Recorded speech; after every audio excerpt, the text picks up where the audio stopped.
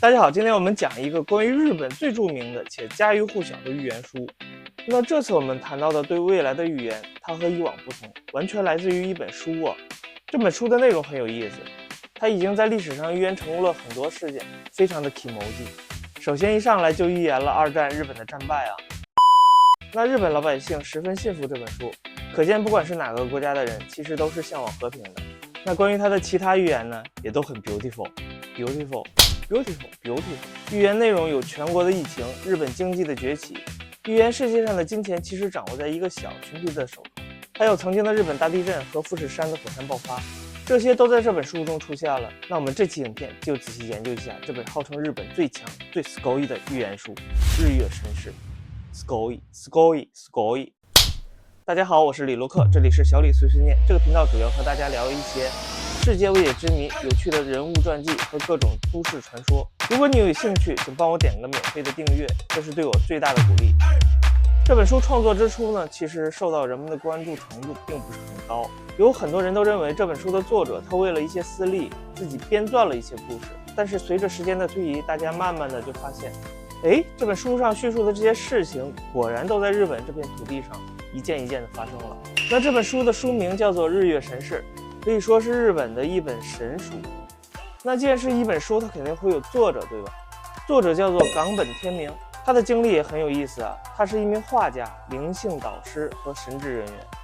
首先，这本书是一种以自动书写的方式完成的。他自述他是受到了神的启示，意思是就是说，他所书写的过程完全没有自我的主观意识，他只是看着自己的手在纸上做着笔记。而这种不经过大脑自动书写的事件，其实在历史上各个国家还有很多别的记载。比如说有一本叫做《海奥华寓言》的书，它的作者就是用这种类似自动书写的方式写成的。而《海奥华寓言》的作者，他原本的工作是一名园艺师，他一生的工作就和文艺创作一点都不沾边，所以就更增添了这本书问世的神秘感。那将来我也会做一期影片专门来讲《海奥华寓言》。回到主题，《日月神事》的作者冈本天明，他的工作是日本千陀谷八幡神社的一名神职人员。他在1944年6月10日来到日本千叶县一座叫做天日金久神社的地方参拜。那他为什么来这座神社参拜呢？在后面我也会解释啊。起初啊，一切很正常。在他参拜完神社之后，就和朋友来到休息处饮茶聊天，就聊着聊着，突然他就感觉一阵眩晕头痛。当时他的朋友啊坐在他的对面，看到他当时表现得挺慌张的，起身就去自己的包裹里面找东西，以为他要去包裹里翻找治疗头痛的药物。结果令他的朋友惊讶的是，他竟然从自己随身的包裹里面掏出了纸和笔，迅速地摊开到桌子上，就开始写画画。而且写出来的呢，也不是连贯的文字，而是一些奇怪的片假名和符号数字。后来人们解释啊，可能神在传递信息的时候，可能也是很 amazing 的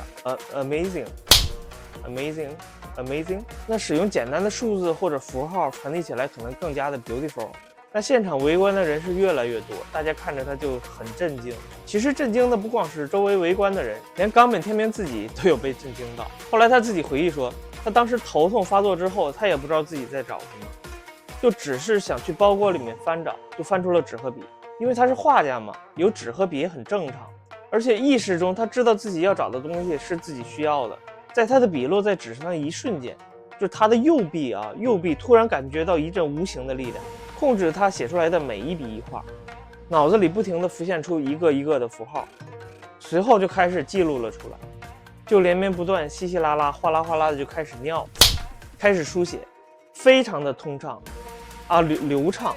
而且他在整个书写的过程中是有自我意识的，因为他出于恐惧想要停下来，但是根本就停不下来，这玩意儿他就不受意识控制。所以整个过程呢，虽然很流畅，但不是十分的 kimoji。也是因为恐惧嘛，他觉得自己用了很长的时间，但是事实中呢，用的时间其实并不是很长，就像通常男人一样，都对自己的时间有一种过度自信的错觉。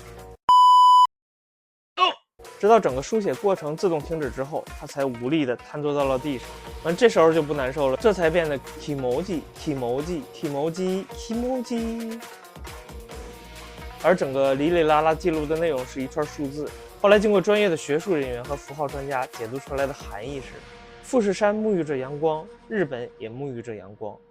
神国之力即将显现。它准不准确，那别人也不知道，反正就是哐当一下子，就经过我们的大师、专家、学者，他就翻译出来了。而冈本天明和这部旷世奇书《日月神事》的旅程就此开始了。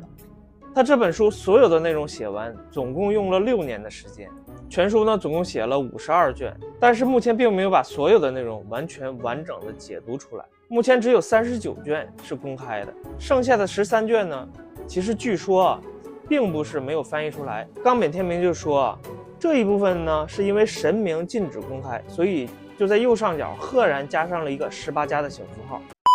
就保密了。反正你也不知道是不是因为编不出来了，因为整部书都是神秘的数字符号和片假名组成的，所以就算整部书摆在公众的眼前，一般人也不可能解读出它的内容。但是话说冈本天明这个人他在很早之前就有一种通灵体质。在几个月之前呢，因为一次巧合，他曾经为日本的大人物做过一次类似通灵占卜的仪式，日本管它叫做降神伏击仪式。其实这种仪式最早起源于中国，是东晋南北朝时期的一种占卜仪式。它的原理就像我们这代人平时玩的笔仙我在上学的时候曾经也玩过，甚至第一次玩过之后让我几天之内都后背发凉，真的是挺神的那做这个仪式的目的，简单来说就是想知道战争未来的结果会不会有利于日本这一方。他们就想通过这种古老的仪式向神灵询问答案。那这个仪式呢，一般由3个人完成的，其中2个人在沙盘上作画，一个人负责提问和解读。这2个人握住一根 V 字形的木叉的两端，在 V 字形的顶点有一个能垂直在沙盘上书写的短木条，之后2个人移动木叉就可以在沙盘上写字了。所以就像笔仙一样，你也不知道这是神力还是这2个人悄悄的在用力。那第3个人站在他们的后面，负责阅读、记录和提问。据说中国汉字中巫师的巫字就是来源于伏击仪式，是不是很形象？那这个仪式的主持人阴差阳错的就恰巧是冈本天明。其实这个仪式一开始大部分人呢不是很相信这种占卜仪式，毕竟那个时间段离日本战败也不太远了，大家呢就有一种想借占卜来填补一下内心对未来的迷茫感。仪式开始之后，2个人手中的木叉就开始移动，第一个写出来的字是天，冈本天明就读了出来，然后用木棍把沙子推平，开始书写第2个字，连在一起读作 Amino Hizuku。 但是这里呢不能完全按照字面翻译，按照他想表达的意思翻译过来是天之日月。冈本天明十分的不解，因为这听起来根本就不像他们提问的答案，而更像是一个人的名字，一个神的名字。紧接着呢他又提问，这是不是你的名字然后就没有关于名字的回答。但是在仪式的最后又开始答非所问的写了这样一个词 Hitsuki Kami， 翻译过来就是日月之神，这也是仪式中书写的最后一个词。就这样仪式就结束了。仪式中有些问题和预言得到了很直接的解答，但是就像 Hitsuki Kami 这个词一样，有一些回答就是让人感觉摸不清头绪。另外很神奇的是，仪式中所提问的问题有很多都在日后得到了验证，都按照预言中叙述的那样发生了。所以这次伏击仪式的成功预言，就让冈本天明从此踏上了寻找这位神秘的日月之神的道路。那在不久之后，他在和一位朋友聊天中，他就谈到了这次伏击仪式和自己寻找的这位神明，还有写出来的这2行不是很明确的信息，一句是 Amino Hizuku， 另一句是 Hitsuki Kami。 这位朋友就跟他说，这个词我感觉很耳熟呢，在日本千叶县有个神社叫做天之日金九神社，读作 Amino Hizuku 信家。冈本天明马上一惊，开始像长脑子了一样，听完这句话整个人跳了起来，恍然大悟，这不就是我在伏击仪式中写出来的 Amino Hizuku 天之日月这个词吗？在我们日本广袤的大地上真的有这么一个地方吗？这也难怪，如果你不说出来我肯定找不到。这也就引出了为什么影片一开始，也就是在伏击仪式2个月之后，冈本天明要去造反。冈本天明要去造访天之日金九神社的原因，而这个神社供奉的神明正是日月之神。在6年之后，冈本天明就通过自动书写的方式完成了这部日月神事，在日本又被称作50末世录。而且听说冈本天明在书写这本书的6年中很少进食，而且经常每天只吃一个水果之类的东西，他就很少吃饭，但是却能长期保持很充沛的精力。你看他书写的内容，就不知道是不是不想让我们看懂，号称是老中医的药方啊，人们呢根本就看不懂。经过符号和语言学家的瞎编，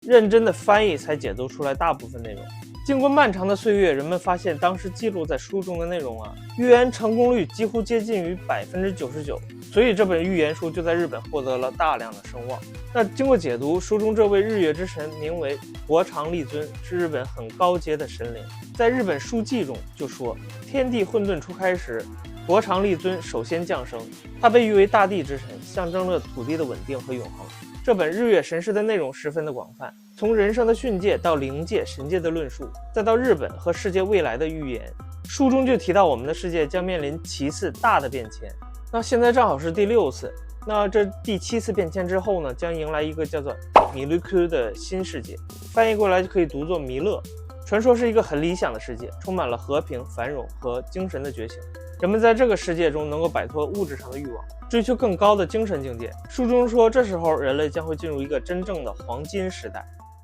哦，对，之前还有一个小插曲，就在冈本天明写这本书的时候呢，正好是2战时期嘛。有一次他连续好几天手臂非常疼痛，而且手上一直在重复写一句话，在这个时间停下来，意思好像就是说让他暂停下来。冈本天明就想啊，正好这几天手臂疼痛本身就挺难忍受的，再加上手头书写的东西又没有新的进展，索性就暂停了自己在寺院的神职工作，回家休息去了。非常巧的就是不久之后，美国空军就开始轰炸东京，冈本天明之前所在的寺院也被夷为了平地。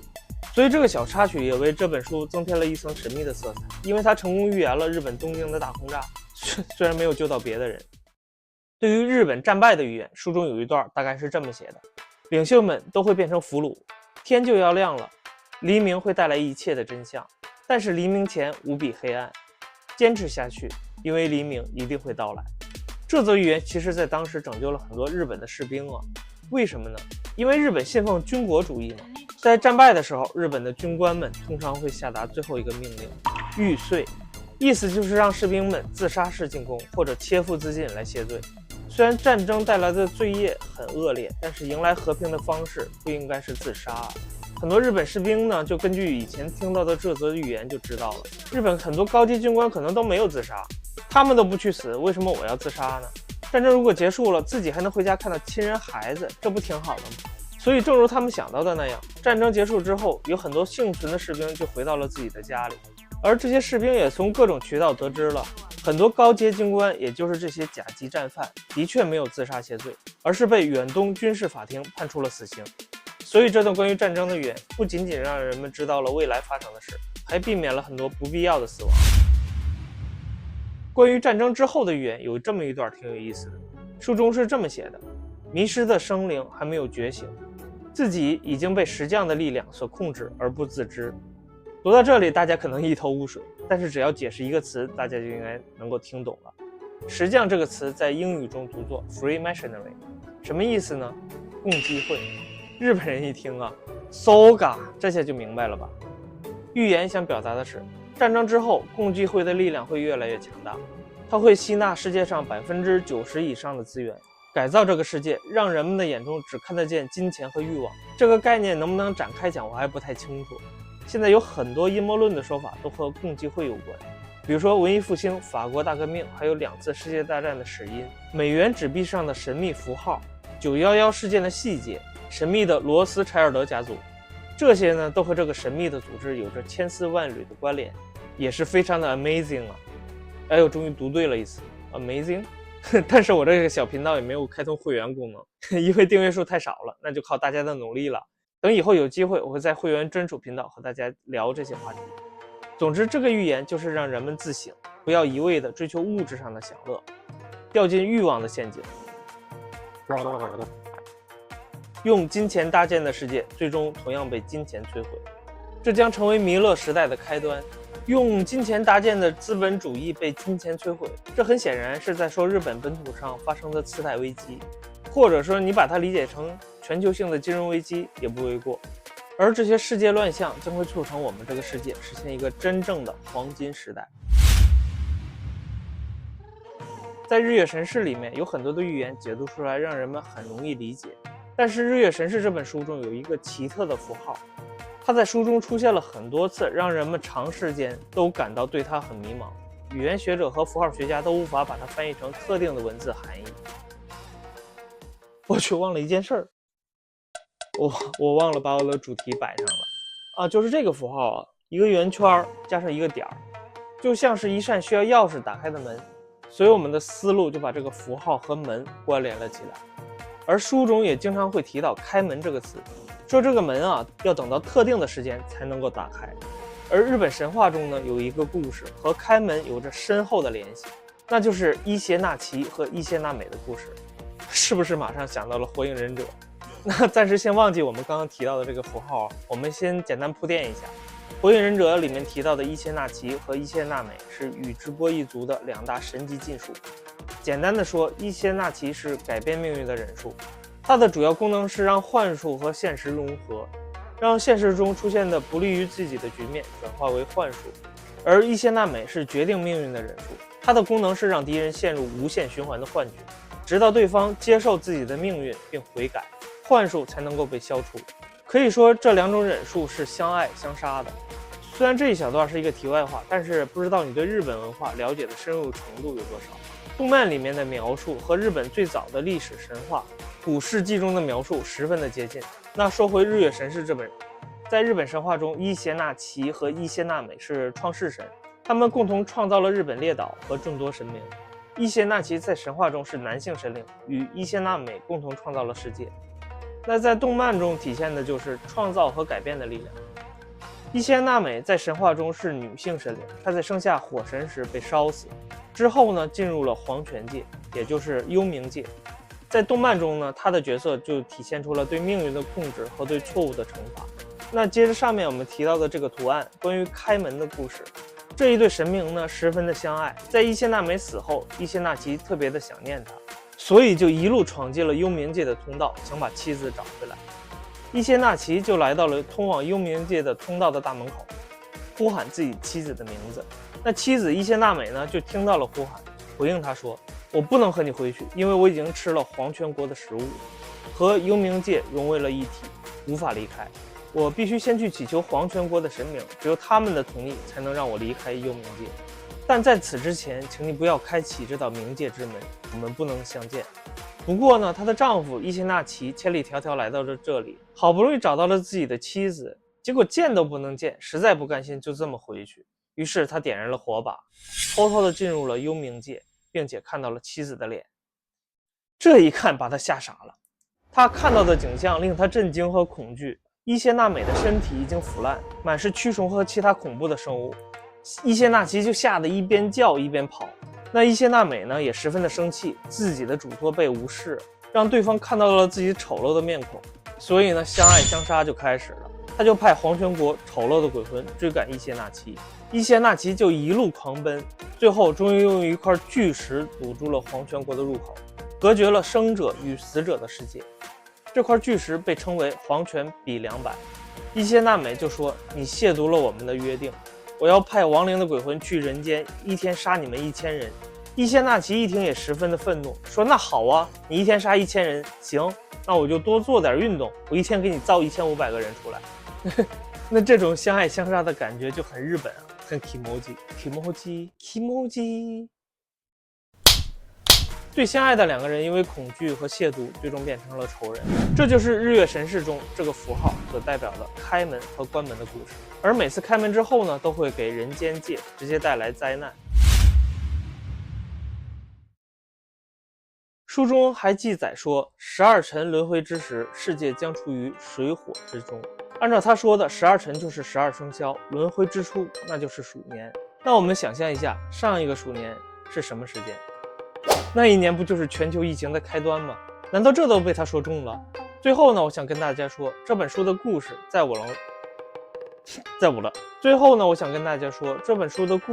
在网络中的版本有很多种，千奇百怪。不过呢，它引起了人们对哲学的思考，对世界的观察。比如说，书中倡导人们要提高道德情操，改善人与自然的关系。特别是在日本历史动荡时期，它可以在一定程度上作为一种精神的寄托。当然，这里面的故事啊和冈本天明自动书写的过程呢，由大家自行判断真伪，大家听得开心就好。那我是李洛克，这里是小李碎碎念，你可不要忘记订阅我的频道哦。我们下期再见，拜拜。